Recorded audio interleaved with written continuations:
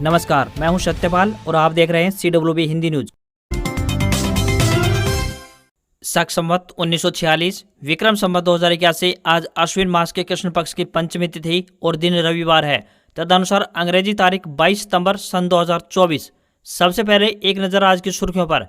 हरियाणा विधानसभा चुनाव के बीच पूर्व सीएम खट्टर ने बढ़ाई कांग्रेस की टेंशन, कुमारी शैलजा को दिया ये ऑफर। हरियाणा में धान की सरकारी खरीद के शेड्यूल में हुआ बदलाव, अब इस तारीख से शुरू होगी MSP पर सरकारी खरीद। हरियाणा में बीजेपी आई या फिर कांग्रेस, बजट का 17 से 18% मुफ्त यानी फ्री के वादों में जाएगा। बताएंगे कि किस दल की घोषणाओं का कितना पड़ेगा हरियाणा पर असर।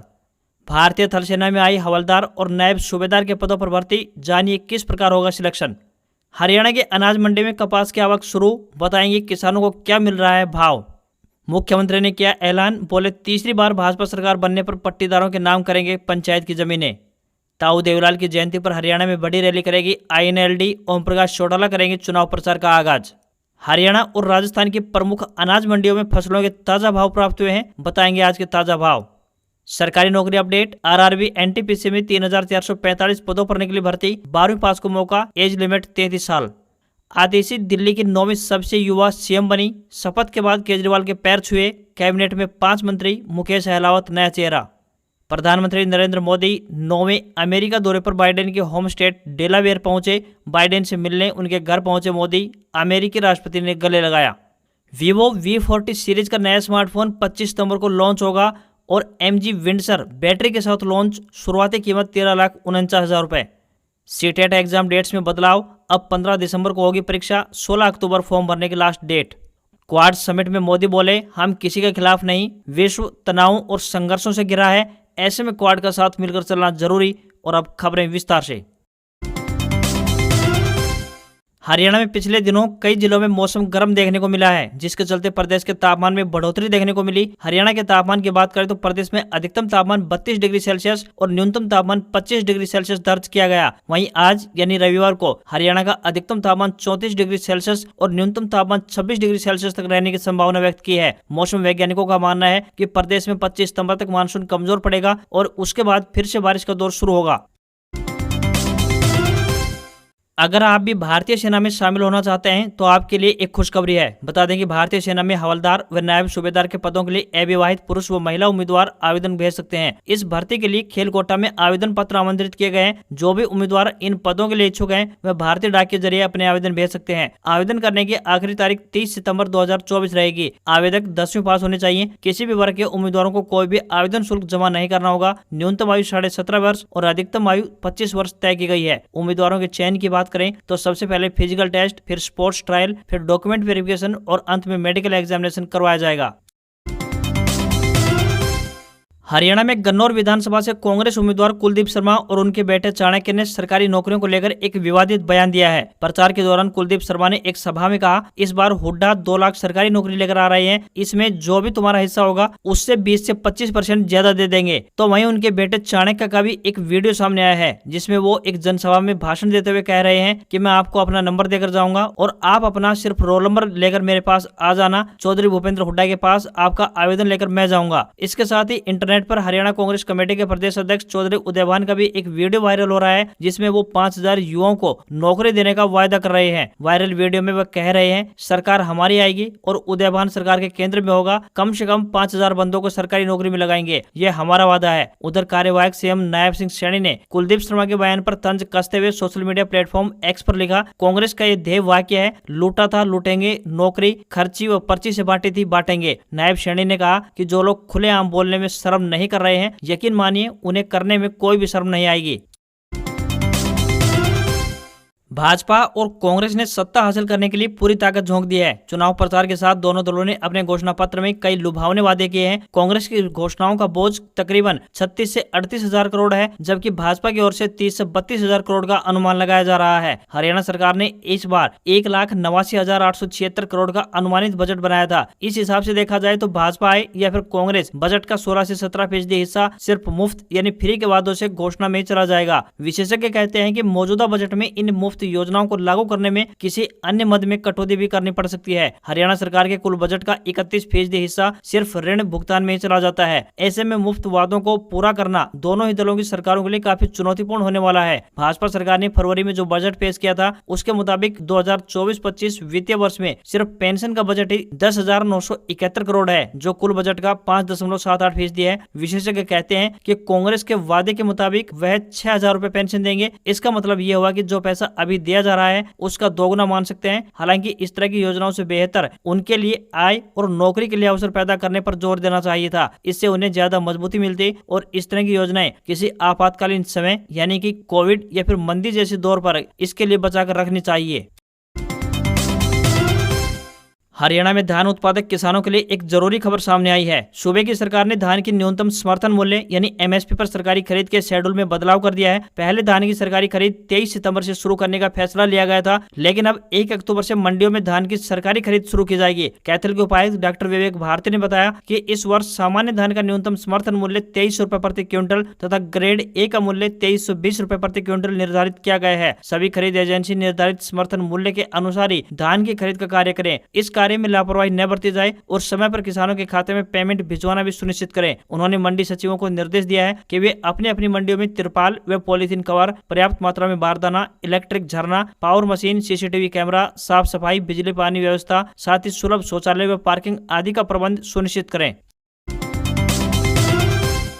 नौकरी पेशा लोगों के लिए एक अच्छी खबर सामने आई है। बता दें कि नौकरी करने वाले सभी लोगों के पीएफ अकाउंट होते हैं और भारत सरकार के श्रम एवं रोजगार मंत्रालय के तहत आने वाली ईपीएफओ संस्थान इन पीएफ खातों को संचालित करती है। पीएफ अकाउंट भविष्य के लिए एक बेहतर बचत योजना है। इसमें हर महीने 12% नौकरी पेशा लोगों की सैलरी से योगदान जाता है, तो उतना ही कंट्रीब्यूशन एम्प्लॉयर की ओर से भी किया जाता है। पीएफ अकाउंट में भारत सरकार की ओर से अच्छा खासा ब्याज ऑफर किया जाता है। इसकी मदद से आप भविष्य के लिए एक अच्छा फंड जमा कर सकते हैं। इसके साथ ही पीएफ खातों में जरूरत के समय पर निकासी भी की जा सकती है। आपको बता दें कि पीएफ अकाउंट में जरूरत के समय कुछ कामों के लिए आप अपने अकाउंट में मौजूद 50% तक राशि को निकाल सकते हैं। हालांकि इसके लिए आपकी सर्विस कम से कम 7 साल होना जरूरी है। अगर आपको अपने सपनों का आशियाना खरीदना है तो आप पीएफ अकाउंट का 90% तक का बैलेंस निकाल सकते हैं, लेकिन उसके लिए आप कम से कम 5 साल का सर्विस होना जरूरी है। वहीं मेडिकल इमरजेंसी में आप पीएफ अकाउंट में किया गया पूरा कंट्रीब्यूशन और उस पर मिला इंटरेस्ट विड्रॉ कर सकते हैं। इसके साथ ही अपनी मंथली सैलरी का 6 गुना तक भी निकाल सकते हैं।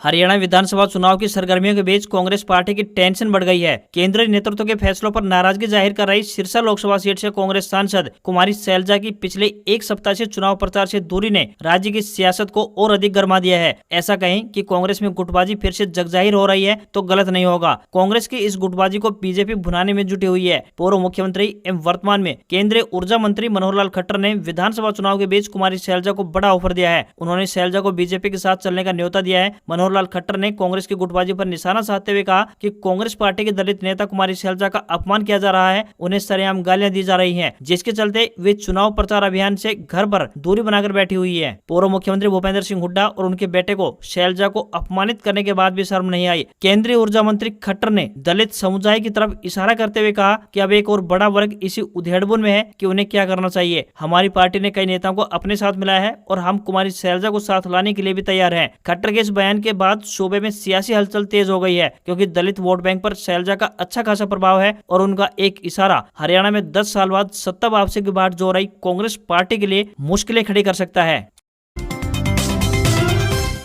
हरियाणा की मंडियों में खरीफ फसलों की आवक जोर पकड़ने लगी है। जींद अनाज मंडी की बात करें तो यहाँ पिछले 2 सप्ताह से नरमा कपास की आवक शुरू हो चुकी है। अब तक लगभग 150 क्विंटल कपास मंडी में पहुंच चुकी है। किसानों को यहाँ मंडी में 6,145 रुपए से लेकर 6,725 रुपए प्रति क्विंटल तक का भाव मिल रहा है। बता दें कि केंद्र सरकार द्वारा खरीफ सीजन के महत्वपूर्ण फसलों में से एक कपास का न्यूनतम समर्थन मूल्य यानी कि एमएसपी 7,121 रुपए से 7,521 रुपए प्रति क्विंटल निर्धारित किया गया है, लेकिन किसानों को प्रति क्विंटल 400 रुपए से लेकर 1,000 रुपए कम भाव मिलने पर आर्थिक नुकसान झेलना पड़ रहा है। किसानों ने बताया कि कभी कभार एक आध कपास की डेयरी 7,000 रुपए प्रति क्विंटल के भाव पर बिकी है। वहीं मंडी में कार्यरत एक मुनीम ने बताया कि किसानों द्वारा सुखाकर लाई गई पुरानी अच्छी किस्म की लंबी रेशेदार वाली कपास यहाँ 7,400 रुपए प्रति क्विंटल तक का ऊंचा भाव भी मिला है। बता दें कि सरकार द्वारा मध्यम रेशे की कपास का 7,121 रुपए प्रति क्विंटल और लंबे रेशे वाली कपास का 7,521 रुपए प्रति क्विंटल एमएसपी निर्धारित किया गया है।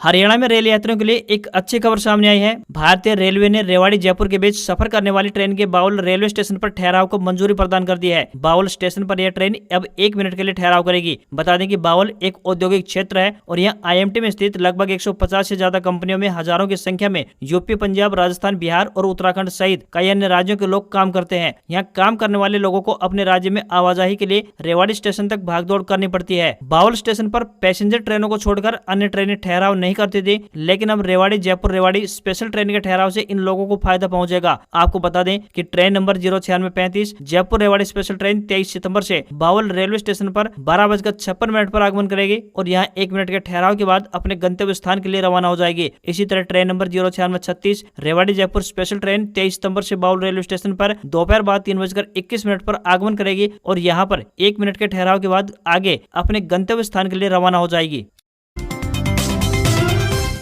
हरियाणा में विधानसभा चुनाव को लेकर सियासी पारा गर्मा चुका है। सभी राजनीतिक दल जीत का दावा करते हुए चुनाव प्रचार अभियान को मजबूती देने में जुटे हुए हैं। क्षेत्रीय दल इंडियन नेशनल लोकदल पार्टी यानी INLD, जननायक जनता पार्टी JJP और आम आदमी पार्टी यानी आप भी अपने स्टार प्रचारक नेताओं को चुनावी रण में उतारकर अपने चुनाव प्रचार अभियान को रफ्तार देने की तैयारी कर रही है। इंडियन नेशनल लोकदल पार्टी ने अपने चुनाव प्रचार अभियान को मजबूती देने के लिए तैयारियां शुरू कर दी है। इसी कड़ी में इनेलो के सबसे बड़े स्टार प्रचारक और पूर्व मुख्यमंत्री चौधरी ओम प्रकाश चौटाला बहुत जल्द एक चुनावी रण में अपने शब्दों से सूबे की जनता को संबोधित करते हुए नजर आएंगे। इनेलो प्रधान महासचिव अभय सिंह चौटाला ने बताया कि 25 सितंबर को सूबे की राजनीति में बड़ी सियासी उठापटक देखने को मिलेगी और ताऊ देवीलाल की जयंती पर इस दिन उचाना में होने वाली रैली को पूर्व मुख्यमंत्री ओम प्रकाश चौटाला संबोधित करेंगे। इस रैली के सफल आयोजन को लेकर पार्टी की ओर से युद्ध स्तर पर तैयारियां चल रही है। राज्य से लाखों की संख्या में लोग अपने लोकप्रिय नेता चौधरी ओम प्रकाश चौटाला के विचारों को सुनने इस रैली में पहुंचेंगे। अभय चौटाला ने बताया कि सूबे में इस वक्त INLD BSP गठबंधन की लहर चल रही है।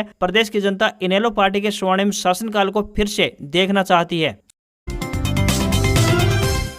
रेवाड़ी के मुख्य बाजार में पंजाब के मुख्यमंत्री भगवंत मान आम आदमी पार्टी के रेवाड़ी प्रत्याशी सतीश यादव के समर्थन में चुनावी जनसभा को संबोधित करने के लिए पहुंचे। इस दौरान बड़ी संख्या में बाजार में लोगों की भीड़ देखने को मिली। लोगों को संबोधित करते हुए पंजाब के CM भगवंत मान ने कहा कि पहले हरियाणा में एक इंजन आया, फिर बीच में खट्टर इंजन खराब हो गया, तब डबल इंजन की सरकार आई, फिर तीसरा इंजन नायब सिंह सैनी को लाया गया। उनको पता ही नहीं कि कौन सी पटरी पर चलना है। हरियाणा में बेरोजगारी आज 5 गुना ज्यादा है। पूर्व CM कहते थे कि विदेश में फौज में यहाँ के जवानों को भर्ती कराएंगे। 3 साल बाद जब अग्निवीर रिटायर होकर घर आएगा तो क्या करेगा। भगवंत मान ने कहा कि खेत की धरती से जुड़ा हूँ, झूठ नहीं बोलता। पंजाब से पता करिए, 45,000 सरकारी नौकरी देकर आपके सामने खड़ा हूँ। एक का भी रुपया नहीं लगने दिया, सिफारिश भी नहीं लगने दी। बड़ी कंपनियों में पंजाब में 3 लाख लोगों को रोजगार दिलाया है। यह होता है काम करने के लिए नियत साफ होनी चाहिए। जिनकी नियत साफ नहीं है वे क्या काम करेंगे। पंजाब और दिल्ली में आम आदमी पार्टी है। अगर हरियाणा में हम आते हैं तो हम आपको दिखाएंगे कि किस तरह से कार्य होता है। दिल्ली और पंजाब में 90% लोगों का बिजली का बिल नहीं आता। फोन करके पता कर लीजिए। बिजली बोर्ड भी घाटे में नहीं है। नियत साफ है तो काम भी चल रहा है। अगर पंजाब में आपका कोई रिश्तेदार है तो किसी से भी पूछ लेना। सरकारी स्कूल जब जाएंगे तो समझ में आ जाएगा। हमें गरीबों के लिए लड़ना सिखाया गया है। इसलिए यह यानी भाजपा सोचते हैं कि 4.5 साल बाद एक लॉलीपॉप दे दो, जनता भूल जाएगी। पीछे क्या हुआ था, 4.5 साल लूटने के बाद अंतिम में 100 रुपए का सिलेंडर सस्ता कर दिया जाता है ताकि लोग खुश हो जाएं। केवल जुमला है। 15 लाख रुपए की बात कही गई थी, आज तक 1 रुपया भी नहीं आया। आज हमें हरियाणा और राजस्थान की प्रमुख अनाज मंडियों से फसलों के ताजा भाव प्राप्त हुए हैं, जो कि इस प्रकार से हैं। सबसे पहले बात करते हैं सिरसा मंडी की। सिरसा अनाज मंडी में सरसों का ताजा भाव 6,000 रुपए से लेकर 6,541 रुपए प्रति क्विंटल रहा। ग्वार का भाव 4600 से 5175 रुपए प्रति क्विंटल। गेहूं का ताजा भाव 2400 से 2625 रुपए प्रति क्विंटल। और सिरसा मंडी में चना का ताजा भाव 6,800 रुपए से लेकर 7,250 रुपए प्रति क्विंटल रहा। धान 1509 का ताजा भाव 2200 से 2875 रुपए प्रति क्विंटल रहा। वहीं नौहर मंडी की बात करें तो चना 7,480, ग्वार 5,000 से 5,228 रुपए प्रति क्विंटल। सरसों लैब 41.75 का 6,636 रुपए प्रति क्विंटल। नौहर मंडी में अरंडी का भाव 5,500 से 6,194, जौ का भाव 2,250, बाजरी 25 रुपए, तारामीरा 5,190, मूंग का भाव 6200 से 7,735 रुपए, मोठ का भाव 5,700 से 6100 रुपए प्रति क्विंटल। और मूंगफली का नौहर मंडी में ताजा भाव 3,500 से लेकर 4,940 रुपए प्रति क्विंटल रहा। ऐलनाबाद मंडी की बात करें तो सरसों का ताजा भाव 6400 रुपए प्रति क्विंटल, ग्वार का ताजा भाव 4750 से 5100 रुपए प्रति क्विंटल, मूंग का भाव 6500 से 7300, गेहूं 2500 से 2635 और मूंगफली का इलाहाबाद मंडी में भाव 3400 से 4621 रुपए प्रति क्विंटल रहा। आदमपुर मंडी की बात करें तो नया नरमा का भाव 6900 से 6950, पुराना नरमा 7470 रुपए प्रति क्विंटल, सरसों 42.26 लैब का भाव 6482 और ग्वार का ताजा भाव 5281 और मूंग का आदमपुर मंडी में ताजा भाव 7077 रुपए प्रति क्विंटल रहा। वहीं बरवाला मंडी की बात करें तो गेहूं 2600 रुपए, बाजरा 2393 रुपए, नरमा 7100 और बरवाला मंडी में देसी कपास का भाव 8051 से लेकर 8130 रुपए प्रति क्विंटल रहा। राजस्थान की राजधानी जयपुर में सरसों का ताजा भाव 7050 से 7075 रुपए प्रति क्विंटल, दिल्ली में सरसों का भाव 6650 से 6675, हरियाणा की चरखी दादरी में सरसों का ताजा भाव 6625 से 6675 रुपए प्रति क्विंटल और चरखी दादरी में खड़ का ताजा भाव 2700 रुपए प्रति क्विंटल। दक्षिण हरियाणा के महेंद्रगढ़ जिले की अटेली मंडी में सरसों का ताजा भाव 5950 से 6450 रुपए प्रति क्विंटल, अटेली में बाजरा का भाव 2400 रुपए प्रति क्विंटल, जींद में सरसों का ताजा भाव 6170 और महेंद्रगढ़ जिले की कनीना मंडी में बाजरा का भाव 2470 रुपए प्रति क्विंटल का रहा।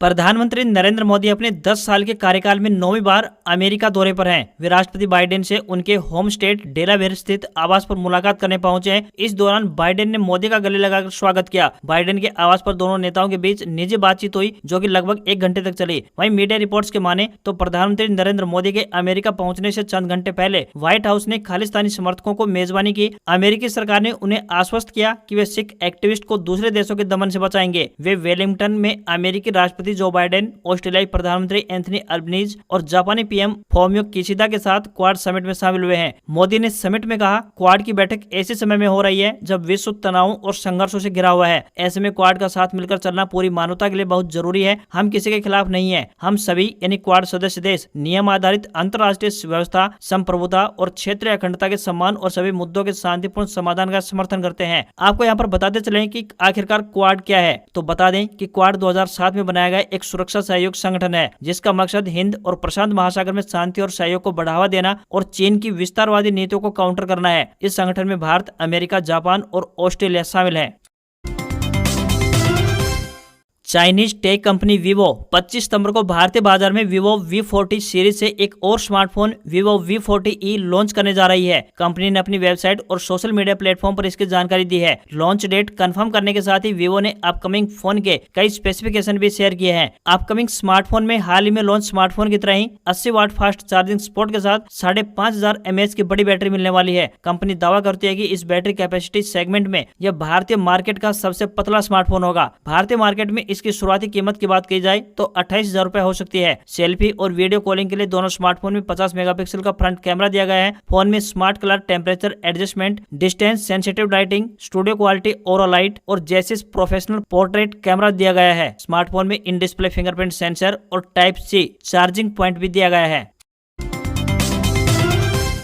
MG मोटर इंडिया ने भारतीय बाजार में विंडसर EV को बैटरी पैक के साथ लॉन्च कर दिया है। कंपनी का दावा है कि कार एक बार फुल चार्ज करने पर 331 किलोमीटर तक चलेगी। ये MG और JSW के पार्टनरशिप में पहली इलेक्ट्रॉनिक कार है। MG ने विंडसर को 3 वेरिएंट एक्साइट, एक्सक्लूसिव और एसेंस में पेश किया है। इसकी शुरुआती एक्स-शोरूम कीमत 13,49,000 रुपए है, जो कि टॉप वेरिएंट में 15,49,000 रुपए तक जाती है। EV की बुकिंग 3 अक्टूबर 2024 से प्रारंभ होगी और इसकी डिलीवरी त्योहारी सीजन से शुरू होने की उम्मीद है। कंपनी का दावा है कि कार एक बार फुल चार्ज करने पर 331 किलोमीटर तक चलेगी। बैटरी पैक को 45 किलोवाट का चार्जर से 55 मिनट में 0 से 80% तक चार्ज किया जा सकता है और इसके साथ ही 3.3 किलोवाट और 7.7 किलोवाट के AC चार्जर का भी ऑप्शन मिलेगा। इससे क्रमशः लगभग 14 घंटे और 6.5 घंटे में 0 से लेकर 100% तक चार्ज कर सकते हैं। इस हफ्ते सोने चांदी के दामों में भी तेजी देखने को मिली है, यानी इस हफ्ते सोने की कीमत 1049 रुपए बढ़ी है। वहीं चांदी की बात करें तो इस हफ्ते इसकी कीमत 2617 रुपए बढ़ी है। आज खबरों बस इतना ही। देखते रहिए आपका अपना हरियाणा का सबसे बेहतरीन news channel CWB Hindi news. नमस्कार। इसी आशा के साथ आपका दिन शुभ रहे।